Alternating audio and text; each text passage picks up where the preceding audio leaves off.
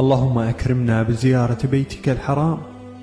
وزيارة مسجد نبيك محمد صلى الله عليه وسلم، وارزقنا حجا مبرورا وسعيا مشكورا وذنبا مغفورا، واجعل لنا فيهما من الفضل والخير ما يغنينا في الدنيا والآخرة، وارض عنا واغفر لنا وارحمنا برحمتك يا أرحم الراحمين. اللهم أكرمنا بزيارة بيتك الحرام وزيارة مسجد نبيك محمد صلى الله عليه وسلم، وارزقنا حجا مبرورا وسعيا مشكورا وذنبا مغفورا، واجعل لنا فيهما من الفضل والخير